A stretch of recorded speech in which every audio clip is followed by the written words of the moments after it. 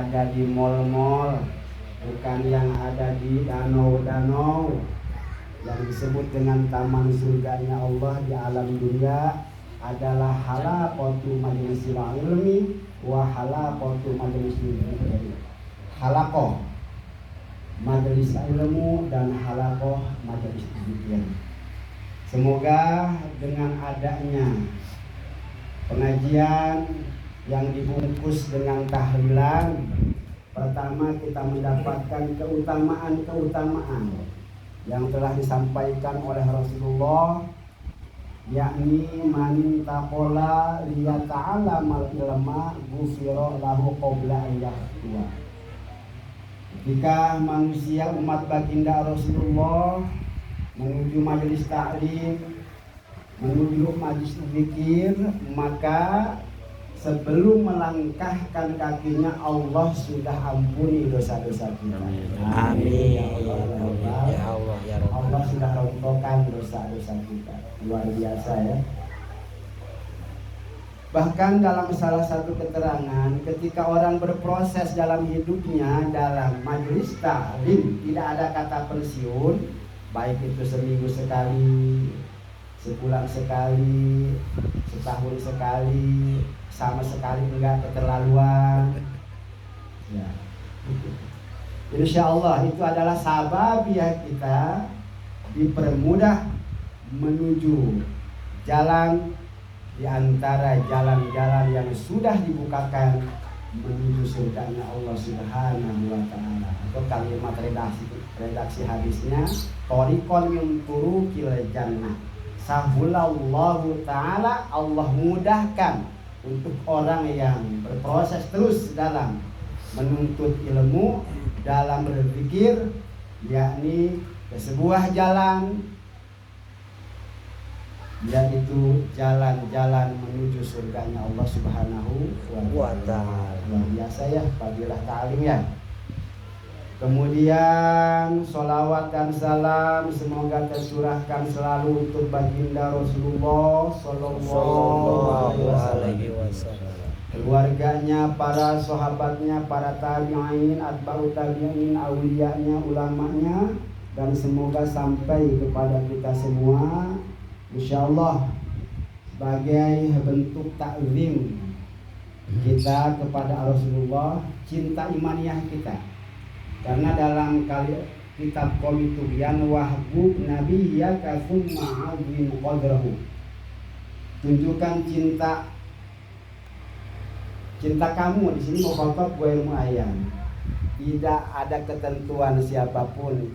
Ketika ada cinta dalam hatinya kepada Rasulullah, mau mengagungkan derajat Rasulullah, berarti telah menjalankan cabang iman yang ke-14 dan yang ke-15, dan orang tersebut adalah kita punya harapan semoga kelak diaku sebagai umat dikumpulkan bersama-sama orang yang soleh, ahli takwa, di bawah liwa itu adalah bendera. Seringkali itu dibaca dalam doa apa itu namanya kamilin di bulan Ramadan.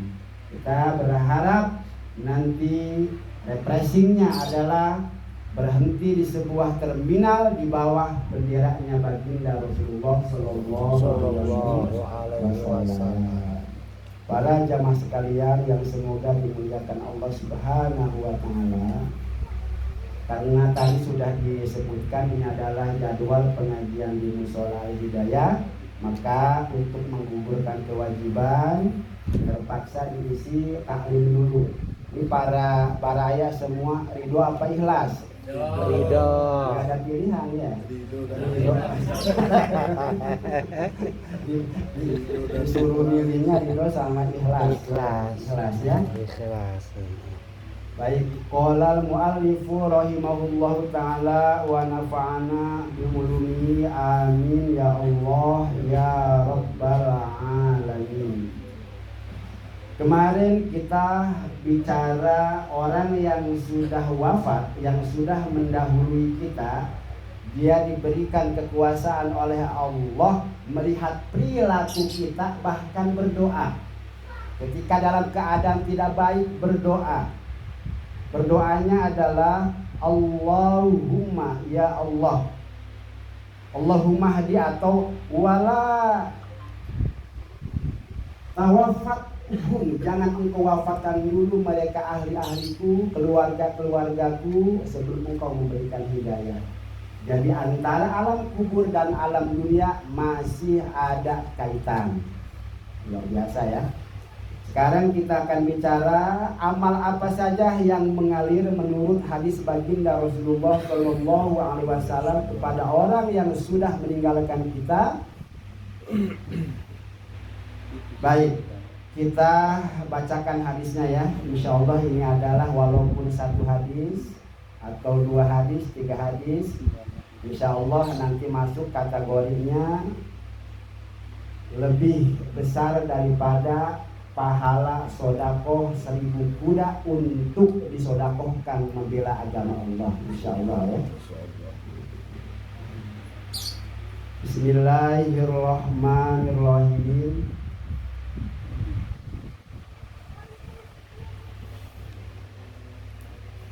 Qala al-Hafiz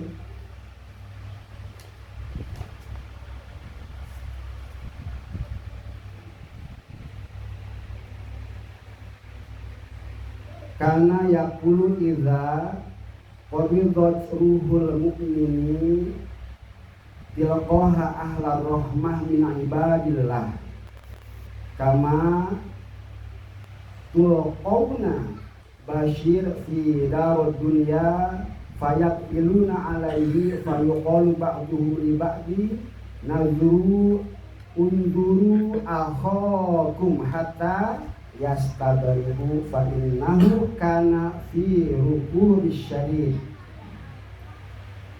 Pertama adalah ketika manusia dicabut rohnya, kemudian roh tersebut dipertemukan dengan ahli rahmat. Jadi ketika hidup di alam dunia keimanannya masih melekat, maka orang tersebut akan dipertemukan dengan ahli yang sudah mendapatkan rahmat dari Allah Subhanahu wa taala. Kenapa? Karena manusia yang baik akan dipertemukan dengan manusia yang baik lagi. Maka harus punya cita-cita, karena asal usul manusia tempatnya surga, dan harus punya cita-cita nih kita semua akan kembali ke asal, yakni surganya Allah. Kalimat Al-Qur'annya kun anta wa zawjukal jannah. Adam, tinggallah engkau di surga bersama istrimu. Tes 1 2. Ulang balik ya. Jadi asal usul manusia itu adalah tinggalnya di surga.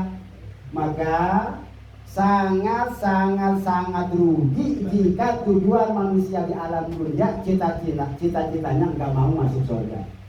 Bahkan dikasih kuncinya juga, dikasih. Bahkan keimanan yang paling tinggi, ucapan keimanan yang paling tinggi dalam cabang iman yang pertama adalah qaulu la ilaha illallah.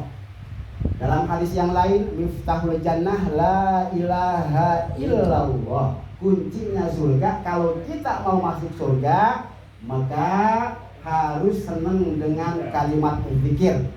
Kullu lafzun atau kullu lafzin jalalah fahuwa zikrun. Setiap lafal jalalah, lafal asma Allah itu adalah zikir. Orang yang senang zikir itu hakikatnya dia sedang menjalankan atau merawat kunci menuju pintunya surganya Allah Subhanahu wa taala. Luar biasa.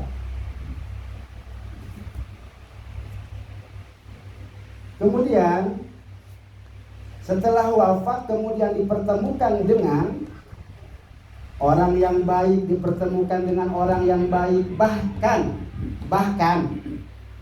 kita nanti semua akan dipertemukan dengan yang dicintai oleh kita. Man ahbabta, Orang akan dikumpulkan dengan yang dicintai waktu di alam dunia. Kalau memang istrinya adalah solihah, kemudian ahli surga, suaminya soleh ahli surga, maka kelak akan menjadi raja dan ratu. Yang lainnya numpang semua. Luar biasa ya. Nah, kita nih di alam dunia ada 7 macam amaliyah menurut hadis Rasulullah yang mengalir pahalanya ke alam kubur. Sab'un yajriyallahu ta'ala ajrahum lil abdi ba'da mautihi. Ada 7 macam perkara yang Allah terus alirkan pahalanya terhadap mereka orang-orang yang sudah wafat wa huwa fi qabrihi, dan statusnya orang tersebut, manusia tersebut siapapun berada di alam kubur atau alam barzakh. Yang pertama adalah man alima ilman, orang yang mau belajar ilmu. Ilmunya terus dimanfaatkan, dipakai. Atau man alama, orang yang mengajarkan ilmu.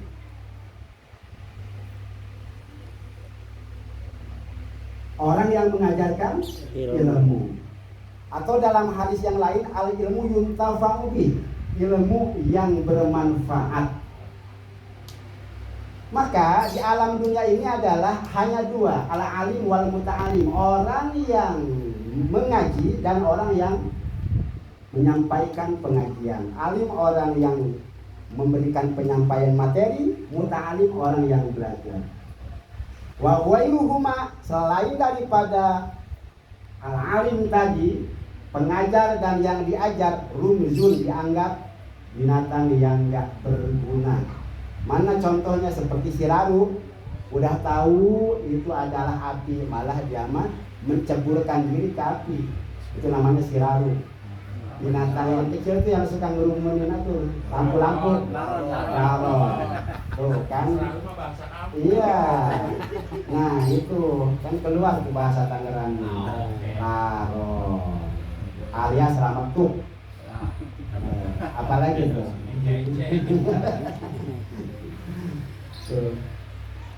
Yang kedua adalah ajron nahron, orang yang senang mengalirkan air supaya nggak tersumbat oleh sampah. Inilah ilmu sosial. Jadi ternyata antara manusia dengan alam senyawa harusnya. Satu dengan yang lainnya saling membutuhkan. Orang yang senang ajroma menjalankan air. Nah, berarti ini ketika Pak RT memberikan instruksi terhadap warganya, yuk kita rame-rame gotong royong bersihkan got-got yang tadi. Kemarin saya lihat malah bukan Pak DKM malah tuh berdua sama siapa tuh? Udah hujan kehujanan, luar biasa. Iya. Jadi sini ajron nahar itu adalah menjalankan solokan.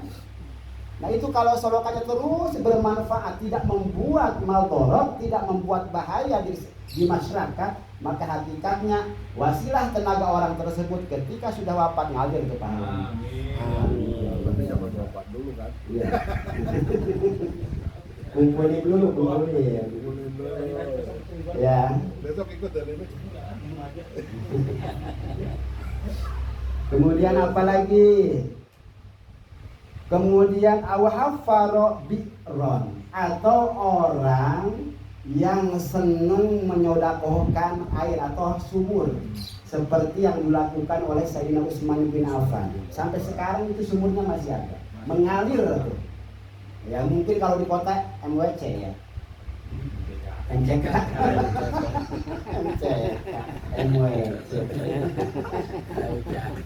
MCK ini sekalian ya. Jadi MCK itu kalau dibuat pribadi oleh siapapun itu kan untuk kepentingan umum.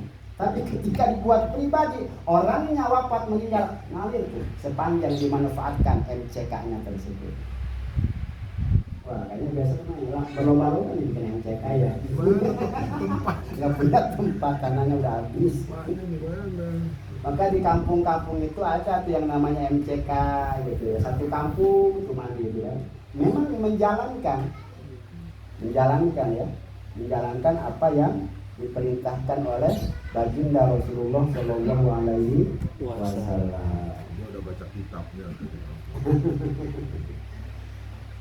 Au gorosa nakhlan, atau orang yang senang menanam pohon, bukan menebang pohon. Ini kena semua ini aliran KDM ini masalahnya. Semuanya nih yang dijalankan KDM ini nih hadisnya nih.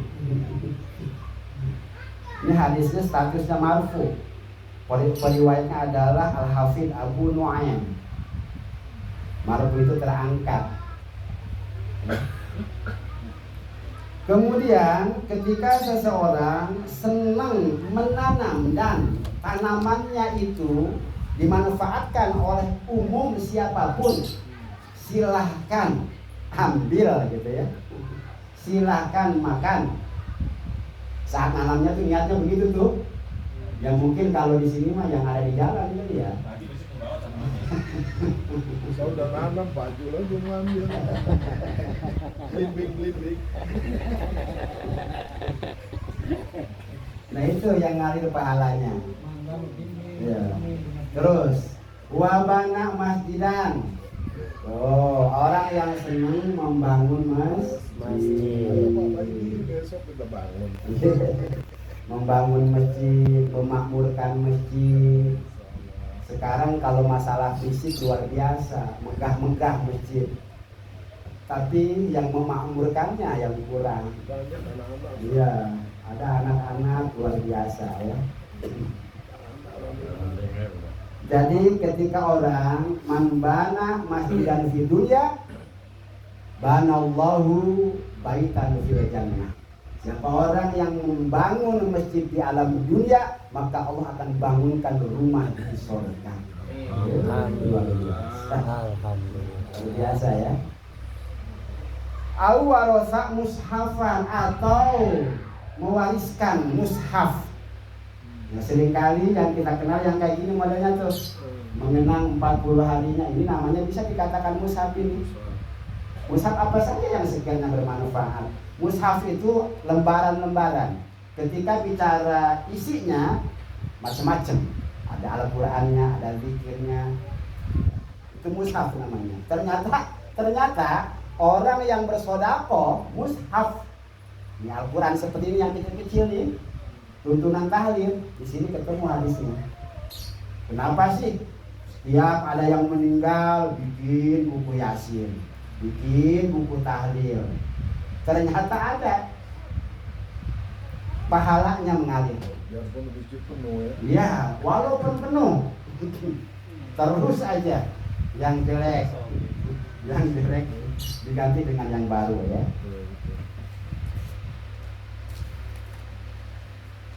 Terus mana lagi?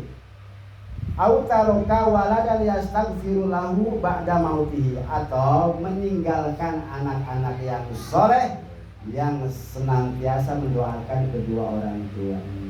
Maka yang namanya anak itu adalah amal kita. Ya, yang namanya soleh bagus. Ada kata sebaliknya namanya toleh. Lalu bagaimana kalau anak yang toleh? Sama, datang dosanya ke sana ngalir. Wah, itu kan di hadisnya soleh. Setiap ada kebaikan pasti ada sisi buruknya, namanya antonim, kata sebaliknya. Jadi kebalikan daripada soleh adalah toleh, kebalikan daripada salah adalah benar. Ya, ketika melakukan kesolehan si anak, pahalanya ngalir. Ketika melakukan kesalahan si anak, dosanya ngalir. Repot ya.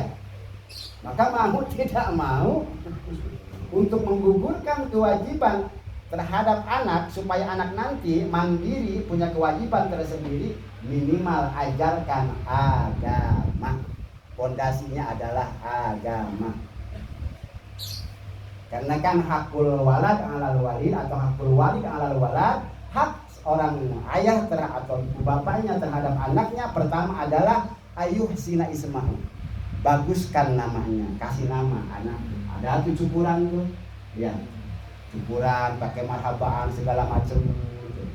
Setelah itu wayu alimaha atau wayu alimahu atau wayu alimahum atau hunna ilmatin, ajarkan fondasi dasar agamanya. Kalau kita nggak keburu, ya minimal di sini ada guru ngaji. Masih nggak keburu, pondokin, pesantrenin gitu. Kalau memang kita keburu, ya sama kita kewajiban kan gitu. Mustahil tadi ya. Orang tua banyak sibuknya. Kemudian yang selanjutnya adalah terakhir, kewajiban orang tua terhadap anak di titik terakhirnya adalah ayu jauh menikahkan. Selesai itu. Selesai. Para jamaah sekalian yang dirahmati Allah Subhanahu wa taala, perlu kita garis bawahi pengajian malam ini bahwasanya al-mayyitu kal gharib itu hadis. Mayit itu diibaratkan oleh Rasulullah bagaikan orang yang sedang tenggelam.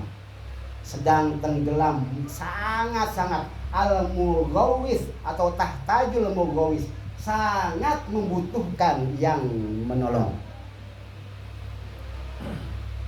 Mereka itu yang taziru, menunggu. Sifatnya menunggu. Siapa ini yang mau nolongin saya di alam kubur? Mana cuman dua, berapa tuh, 1 kali 2 ya.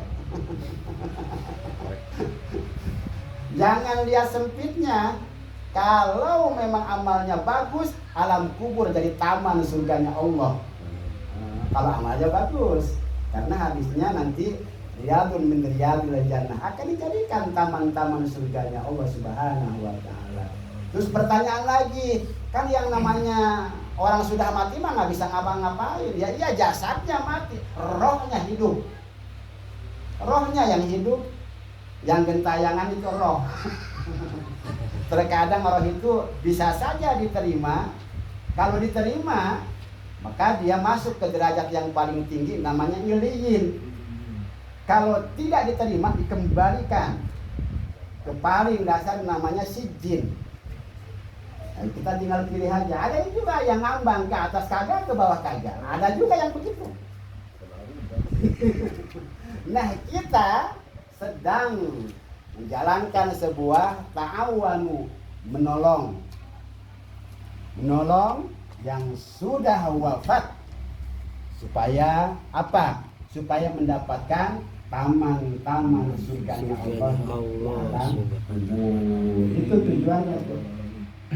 Maka nih yang menjalankan wasiat tahlil itu di zaman sahabat sudah ada, namanya Abdullah bin Umar.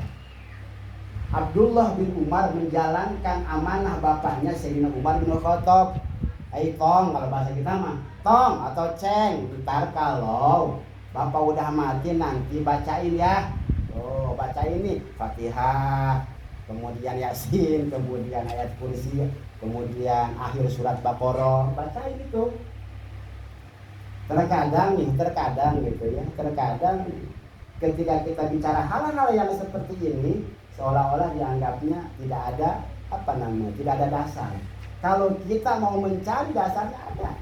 Bahkan ajma'u a'immatul arba'ah atau ajma'ul ulama, berijma para alim ulama dalam kitab Tazkirah Qurtubi, anna ihda'as sawab, sesungguhnya menghadiahkan pahala ilal mawata terhadap orang-orang yang sudah maut atau wafat, wasola sampai. Itu Tazkirah Qurtubi ada itu. Jadi jangan khawatir, pamannya kalau yang namanya udah mati mau udah masing-masing aja. Yang namanya udah mati nggak bakal balik lagi ke alam dunia, pada betah tuh di alam kubur. Kalau nggak percaya sampai dan tidaknya pahala, silahkan mati duluan. Kita kirimin doa dari alam dunia, nanti kalau nggak balik lagi tuh berarti tandanya diterima. Insya Allah ya. Itu saja mungkin yang bisa disampaikan. Selanjutnya silahkan Kak Aduk.